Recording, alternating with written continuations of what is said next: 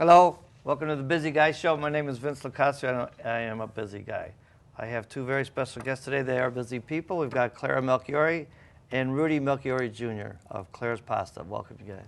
Mm-hmm. Nice to have you here. Piacere. Piacere, grazie, grazie. Sorry about the phone call. That's okay, you're a busy guy. You know? Well, you've got the restaurant at Clara's in Woodridge, which is pretty much a landmark there now. It's been there, what, 25 years. 25 years? Yes. And the roots come from your mom, Celeste. Correct. Tell me a little bit about them and Anthony that came from Italy. Well, Mom and Dad came from a little town in Italy, not too far from the Avellino or close to Naples, Sant'Angelo all'Esca. This was 1931 when Daddy brought Mom here to America. And they settled in a beautiful little two-flat, steam heat. This is 1930 now, second floor. And Mom would tell my dad, I clean the house, Tony. I make the food. I clean the house. I make the food. I have to do more. And she just kept harping on Dad, you've got to get me something to do. So they moved from this little two-flat in It was on Roosevelt Road? Roosevelt Road to Polk and Laughlin. And there she had her little shop, her little store, and people would come in and she would, it's like a little grocery store, and then she would cook. And the WPA workers would smell what was going on and they go, hey, Celeste, what are you cooking today? And so she would start to feed the WPA workers. And from that, their little store there on Polk and Laughlin, they came to Kedzie Avenue in 1935. Or 30, and in the no, midst of 1937, excuse me. They had your three brothers? My three brothers were there at Polk and Laughlin. And then when they came to Kedzie Avenue, I was born above the restaurant at 751 South Kedzie Avenue. And it's been a little treasure, and we all grew up at the restaurant, and my brothers and I worked at the restaurant. And it was just very natural. I mean, that's what you did. For you to do. There was a story you told me that I find very, I don't know if the word's romantic, but very Chicago, very Italian, about how they would go to Lake Michigan and get the smelts. Pardon? To get smelts right from the lake and then bring them back to the smelt story. Well, the tavern was the local local tavern in the neighborhood. There were 2 or 3 different ones, and you had your own clients that came in, or your own customers, and they became like family members. I mean, it was every Friday and Saturday, the Jacksons, the Flanagans, the Whites would come in, and it was kind of like one big happy family, and they became Aunt Deal or Ray Jackson, and you knew them as family. But my dad, when it was time for the running of the smelts down by Lake Michigan, he would take a group of the customers. They would go down to the lakes. They would, bring in the smelts. Then they'd come back to the restaurant. This is 1 o'clock in the morning. And then Mom would cook the smelts up for them. So that was, kind of like what the feel was at that restaurant. It was more family than just being a tavern. And Rudy here has carried all on.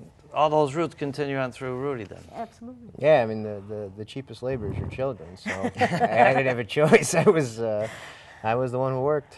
Yeah, I was there. Yeah.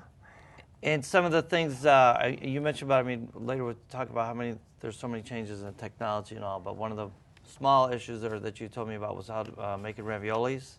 Right. Mom would, as with many of the restaurants at the time, would all make their own homemade raviolis. And it was a procedure where she would roll out a piece of dough that would fit the table, and then she'd have another one under a tablecloth.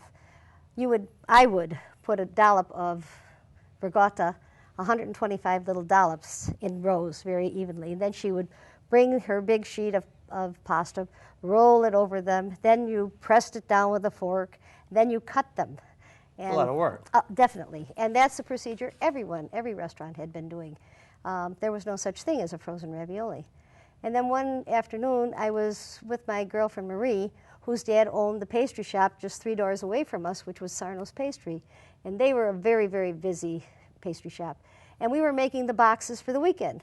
And I saw her father making cookies with a pastry bag on this big pan.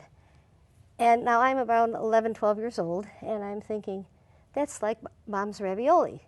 So I asked him to please, get me one of those bags. So the next time we made raviolis, now mind you, 11, 12 years old, I filled up the pastry bag just like he did, and I started squeezing out the tops. And my mom said, "Oh my God, you're going to ruin my ravioli." But now today, Change. what do? Yeah. We still use that Same pastry bag. to not only, well, now we don't do the raviolis that way anymore, but we do the lasagna, the manicotti, are all done by that same process. So it was an early technological breakthrough that hasn't gone to the next level yet. So we're still back in the 40s. Well, No, but something, it works. what do they say? Some things Well, yeah, we when don't need it's- changing, right? Right. Why improve? It's perfect. And then what? Then it got to a point where they were so good and so popular, you started selling to other restaurants? Well, what we did was we started to make them, and my dad had gotten one of those forms with 12 ravioli on it, and then he had 4 of them welded together at a little hardware store on Taylor Street, Carucci's, which is still in business there. And we would then... Little plug for, what is it, Carducci? Carucci. Carucci. Carucci Hardware on Taylor Street. But at any rate, we would, roll out the dough, and my brother Pat and I would have a race and see how quickly we could, fill up these pastries. As he's been out all day selling, and then he comes back, and then he has to put on the apron with us. And my brothers and I would be making the raviolis at our little Stickney plant that Dad had gotten for us. But my brother Pat would take these frozen raviolis. We put 5 dozen in a box, and he would go to these different restaurants and say, "Here, I know how you make your own homemade pastas, but what do you think about just taking out 4 or 5 or 2 or 3, whatever you needed? No breakage, no nothing, and you just have perfect ravioli." And at one point, I would venture to say we probably had 80 or 85% of the restaurants in Chicago serving the Celeste ravioli, but we had to deliver from the back. They didn't want us to deliver during the front. They wanted everyone to still think they were still making They wanted credit for it. their own ravioli, yes. Well, something we probably will talk about later, but let me ask Rudy and yourself. What's the, I don't want to use the word big deal, but the difference in fresh pasta that's made fresh and dried pasta? Well, more than anything, it's texture. I mean, they're same ingredients, similar ingredients, exact same ingredients, but it's the different texture of the pasta, and it's the way the sauce I think absorbs a little bit more in the fresh pasta, and so it's a little different flavor. Dried pasta is excellent. There's nothing wrong with dried pasta. We use it all the time at home and that, but it's just that little extra special when you have it fresh, and it's such a difference to people when they have that first bite, because now these days you don't get it very often. Yeah. While we're on that note, I should apologize to the viewers, to everybody. That typically when you have restaurant people on, you have food and all that stuff, but we're busy people and we didn't have time to set everything up. But we do have some nice pictures of food that we're going to show you later. Almost as good. Yeah. Tell me, I guess it was not a rush situation, but it turned out to be good, about how the first logo came about. Well, we were at the commissary, which Dad had gotten us in Stickney, Illinois, and we were going to go to print. And we, at that time, had started to sell to the Jewels and the Dominics, and we had 12 of our homemade raviolis in a plain cellophane bag, and we had a label on top that you stapled. That was our budget at the time. And I says, we have to have a logo. We have to have a logo. So I went home after we had been working at our plant. It was like 1 in the morning. I wake up my mom, and remember in art school and grade school you used to put the lamp up and then you drew a silhouette? Yeah. Well, that's what we did. I did that night, and she was not a happy camper for sure to be waking up, but that was our first logo. But you can't tell in the silhouette though, right? No. No, there's no smile on the silhouette. No. It was just It was just, but it was our logo. So I felt that was very strongly we had to have a logo. Well, and we also, we talked earlier, I guess it's, only fair to say, if people aren't picking up already, of who Celeste was. I'll let you do the explaining about how she went into notoriety, because this was the point when it started getting popular, right, the frozen foods? Yes, we had our plant at that time then had moved to our plant in Rosemont, which was a very high production plant which did pastas, and then we introduced pizza. And the Quaker Oats people came to see the nitrogen line that my brother Will had put in, which was kind of like the new state-of-the-art frozen method for pizza. And they came in and they were going through the plant, and all you could see was all these little pizzas coming out on this conveyor. And he says, what do you have, Oompa Loompas back there working? Or, what's going on? But what's interesting is that one of the engineers who later came to the restaurant and told me the story that he was one of the original ones who were at that plant. And in his report, he said, I think this plant should be considered for acquisition. The last line on his report, and the rest is history. I mean, Well, they were there just to see the piece of equipment, Yes. and they ended up impressed by the operation, and that's how it became. And they went and made the offer, and eventually it became, Mama Celeste. It was Celeste Foods, and Quaker Oats then took on the line and made it Mama Celeste, and put the pizza in the marketing budget and made it a national pizza. Right. Yeah, I mean, she's part of Americana now. Oh, I mean, absolutely. anytime anybody even mentions the word abundanza, Immediately, she's yes. right up there. And I know she even got an honorable mention on the TV show The Golden Girls. Right, One that of the was ladies told the Estelle story Gaddy, about yes. that. Well, she loved it too. She had the lifetime contract as the as the spokesperson, obviously, for the line. Right. And the big deal was every Columbus Day, and the Columbus Day parade in Chicago, she would get to be on the Mama Celeste. Oh, is that float. right? Oh, And yes. And she'd be waving out, "I'm Mama Celeste, up on down, blah blah blah," and she loved it. Oh, yes. That was Yeah, that was she very loved special it. for her. Yeah. Nice. Just then again about pasta too. I mean, I was like, not to tell the story, but we weren't poor. But when I was all I remember was the pasta was spaghetti, and then maybe lasagna. Maybe 3 or 4. Now there's like 1,300 different shapes. And, what is the reason for different shapes? Well, when you'd make it by hand, the original way of making pasta, you'd make it by hand. You'd have long sheets, and you'd have, maybe you had a machine that could cut, but you could make strips. And that's why when we started the restaurant, when we started Clara's, that's all we had. We had a hand crank machine, and all we had was fettuccine, spaghetti, and we do lasagna sheets. That was your whole universe of pasta. But then, as you graduated and through changes, is that they have the machines now that extrude the pasta, and when you extrude the pasta, you can put it in a different die cut.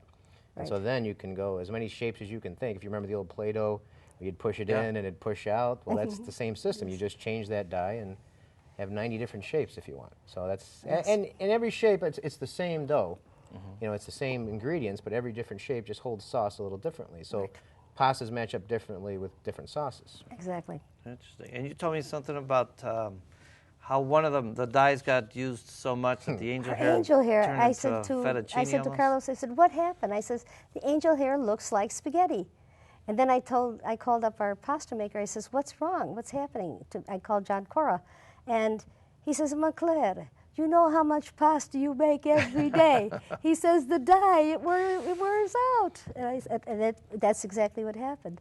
And we have one person in the restaurant. That's her job. She just makes pasta. Yes, Miss Sylvia, and even his people that would come for repairs. He said when he would come to us, he says we have the lowest repair work requested because we have one person who does the pasta. It's not many people, one person. They're doing it and the same. that's her joy, her treasure, and every day. It comes out just perfectly. There's consistency. Absolutely. So now we're at the point where we, I guess, sold off, like you said, mentioned the Quaker Oats. And then you decided at the time you were kind of like Celeste, when you would clean the house, what did you do? Clean the house? Well, I was right when she had her children. We were in the late 60s. And you're one of them. I was one of them. That's when we were born. And so, my father was in real estate, and so she was working as a housewife. She was working with my father some and raising children. Yeah. And that's when Woodridge came about. Yes, with the ups and downs of life, things were going well. We were getting go back up the ladder again, and I remember a couple of incidents happening, and I thought, okay, I think it's time for Clara to do Clara's. And this little restaurant on Route 53, I had been watching it because we go by it almost every day, going back and forth to the house, and I thought, okay, this is it. So we negotiated the purchase of it and everything. The interesting thing was, I went to get our license and everything at the village, and I remember the village clerk, Eileen Nystrom, saying, Clara, do you really think you should open a restaurant? It's failed twice already. And I said, well, every year after that I'd go, Eileen, do you think I should, open that restaurant? And we chuckle over it. And now, 25 years later, Eileen it's still retired now, too. Eileen just retired. The restaurant lasted longer than Eileen did. Whether you should sneak that story into then about Carlos. Well, Carlos, who's our main guy in the kitchen, actually, runs the kitchen. And Carlos, we opened, March of '87. Carlos came about 6 months later, and the first day he was there, when you go into a kitchen, you start on the dishes. And Carlos was on the dishes, and lunch was a little busy, and I walked by 2 or 3 times. And Carlos is very meticulous, and so Carlos is washing every dish. He claims at this point he didn't know that you just rinse and push, but. So I went by my mom. I said, "We got to get rid of this guy. He's not going to last." he's been there 25 years, and I still tell him. He says, "You told me that the first week," and I said, "I was right." I said, "You're the slowest worker in the kitchen,n." But Sylvia's Carlos's wife. Yes, so Sylvia's Sylvia came in queen. just shortly after Carlos. So, and that's a big help with the consistency is that Carlos and Sylvia and Paul. People like that have been there with us for so long. We're very fortunate to have great people. Well, as you said, they're your Your family. Exactly. Which we'll talk about later too, because you also mentioned how your customers became your family. As kids growing up on Kedzie Avenue, customers were, like I said, Aunt Kay, Aunt Deal, the Franzics, they all came in. And the same thing happened very magically at our little restaurant in Woodridge. All our children worked together with us at the restaurant, and it's amazing because all the families that did come in became very close, dear friends that are still very close friends today. Yeah. Yeah, what the restaurant is, and what Celeste, the original Celeste was. I mean, it's the same. It's the very same formula, and that's Celeste was around for 30 some years. Clara's is around for 25 years. This isn't, we didn't come on some brilliant invention here that we created something different. It's good, it's good food and family, reasonable, and people are friends, and that's the way you treat it. Right. I think that's the beauty of it, because you could be there, and one table some guys that just finished golf. There's a couple over here having a date, and then there's a family over here. It's like you're coming to Clara's house to have dinner. I think one customer put it perfectly. He said, "Going to eat at Clara's was like coming home to dinner." Nice. And what greater tribute can you get from a customer than that? And it's a beautiful family story how it's carried on from your mom to you and then to Rudy. And Rudy, you told me you, just as an interesting note, but you enjoyed making pancakes when you were 10? Out of just making, but out of the cookbook. Yeah, I mean, that's my earliest memory of cooking, and my aunt and my grandmother lived with us, and obviously my mother cooked, so the kitchen was kind of sacred territory. It was hard to get in the kitchen. Not that I like to eat, so I was always around the kitchen, but then. Yeah, one of my earliest memories is I got the old James Beard, James Beard American, and with the 30 recipes, or 30 ingredients for pancakes he had, and just boom, boom, boom, made pancakes, and I made pancakes for my grandmother, so that was like, wow. And then, but I really didn't start cooking until when we opened up Clara's. Right. And then, Clara started, the first day was I was a senior in high school. It was Clara, myself, and my father. And she was, she was the only cook in the kitchen. And, there's a difference, in the restaurant business, you'll learn there's a difference between a chef and a line cook. A chef is someone who creates and is precise and makes recipes. And then there's a line cook who actually gets the food out. So I was the waiter, and she was the cook. And so I got so tired of fighting with people about how long their food was coming out. One day I said, "Mom, show me what to do." And so I ended up in the kitchen the next 10 years because... Well, he would come home on weekends because he was at Even in college. Well, yeah, he was at Loyola, and he'd come over on Friday nights, and the waiters would tell him, "Please, give her a hand." And he'd come over and he'd say, "Okay, move over, old lady. You're too slow." No, they really say, "Please keep her off the line if you can." But that's. But it just has progressed, and it's just beautiful the way. And I'm sure the beauty of it is that she had that smile on her face the whole time. Yeah. Actually, she was probably relieved to get out of the line because she would get in the weeds pretty fast. She'd get 3-4 tickets up. So. And at some point or other, all of your children have worked there, Oh, right? they all did. Michelle was involved in the front. Anthony was involved. We even have a picture, believe it or not, of Anthony washing dishes. And that in itself is a treasure of all treasures. You saw it on eBay.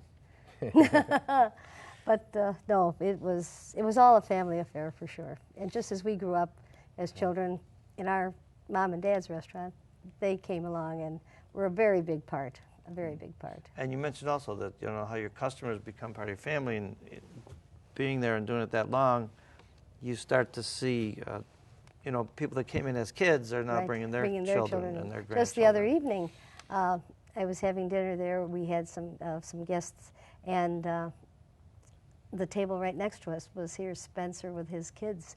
I mean, now Spencer and Anthony and Mark Horn, they were all very close friends together from junior high, and it was just so special. He was there with his family, and that's, you know, quite special. Beautiful. And quite a few of the family members get an honorable mention on the menu as well. Oh, well, that's, you know, we had to make sure that everyone was covered. Yeah.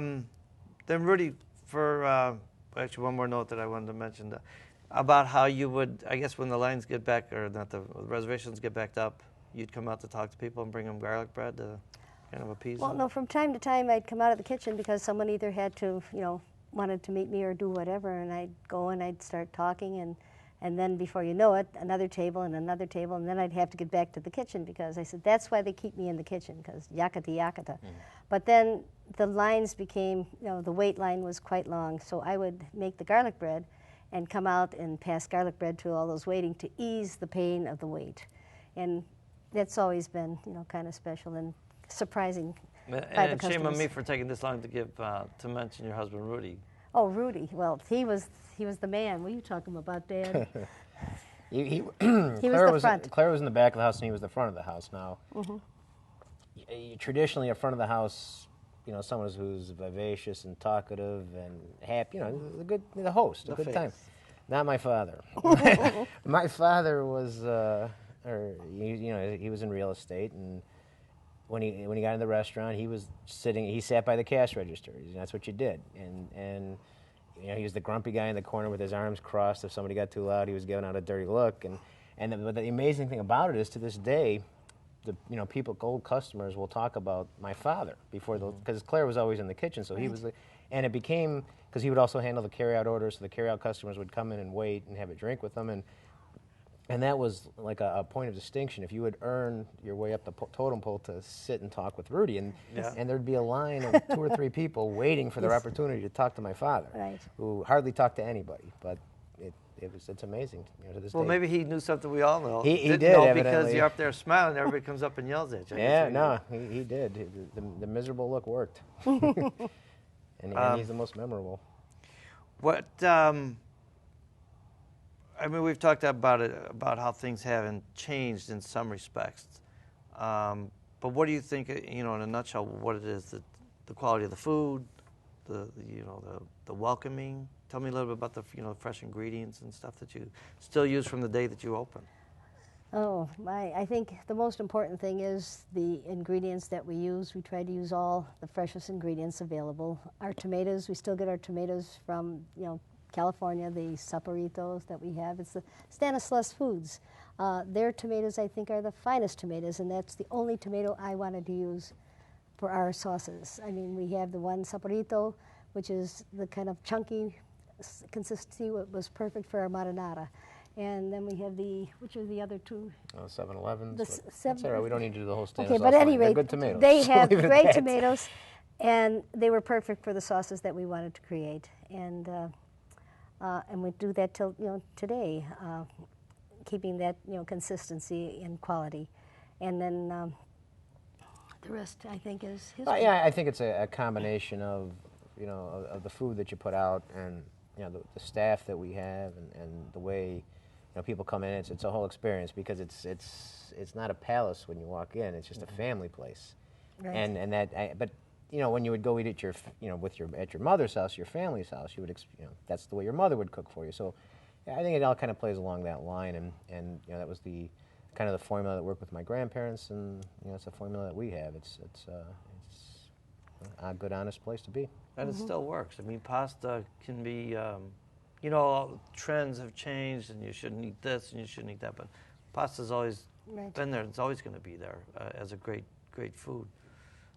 You know, so I think a lot of restaurants buckled to pressure, you know, when things changed. They said, let's go with the trend, and then they falter to that. But I think the consistency of what you guys have is great. I don't know if we can see what dish we got up there right now, but It's shrimp Urcelia is that dish. That's one of the names for my daughter, Urcelia. And that's, I think, one of the first ones you created. No, actually, the first one I created was the Rudy Jr. Shrimp Special. Ah, That's how there the you whole go. naming That's thing right. started because You're right. when I started on the line, the guys that I worked with, they'd all get me. We'd make up these. We'd call them, fiery shrimp because we'd make butter and wine, olive oil, garlic, and Tabasco red pepper, and this crazy shrimp dish we'd make. And they would tell me how great it was, but I think they were telling me how great it was because they liked the fact I was making them shrimp. So, and then eventually we put it on pasta and we served it to a few people, and then it became still one of our most popular dishes. So. and another mention that has to go on is your bride Dawn. Yeah. Because you had two other places, Rudy Fazuli's Yep. in we Chicago. did. We had a place in the city on Clark Street. We had two different spots. We were there for, I think, about 6 years. We opened it up when we were 24. Because working with family is, I always say, working with family are the best and the worst people to work with. So for a while, when I was 24, we went and started a little 15-table place called Rudy Fazuli's. And Dawn had no background in the restaurant business, but we started dating when she was 18 or 19, and we were at school together, and she would come home with me on the weekends because that's where I was, and so she wanted to be with me, so we'd be at the week. And then, so she'd start just sitting at the bar talking to my dad, and then the next week it was, Don, why don't you come and help the hostess? And then, Don, why don't you host? And then, Don, why don't you wait? And so she just Yes. kind of got sucked into the business. Did it all. And then, by the time, 5, 6 years later, we opened up a little place, Rudy Fazuli's. Oh, And, excuse me for a second. Uh-oh. Hello? Middle of a taping, yeah. But no, I'm trying to get you on the show next month, yeah. Okay, bye. I'm sorry, Okay, no I'm a busy problem. guy over here. Yeah, you're busy. We got other things to tell you about, but before we run out of time, I want to give you both some cannolis. Ah, Thanks for being on the Grazie. show. Prego. Thank you. And I know the big changes I didn't get to talk about, but we see them on the way is computers at the table for the menu and the wine list, and That's what we're hoping, yeah. And hopefully we'll have a new building, new location, finally. For 25 years we've been moving. And then, maybe next year might be the year we actually do it. We have a new location, it'll be nearby, and maybe give our customers a little more space. Try to Right. keep the same feeling. well, good luck, buona fortuna, and Grazie. promise me you'll come back again because we've got a Anytime. lot more to talk about. Anytime. Molto Claire, piacere. you're a queen. Ah, queen. thank you. So thanks for being on the show, and I'm sorry I'm such a busy guy, but you guys are busy. Just promise me you'll come back one day, okay? Okay. We'll get the lights on the way out, don't worry. Okay. Yeah. I'll get the door and the Bring lights. the dog in and lock the door. I got it. I'll see you again. Hey, thanks for having us. There you go.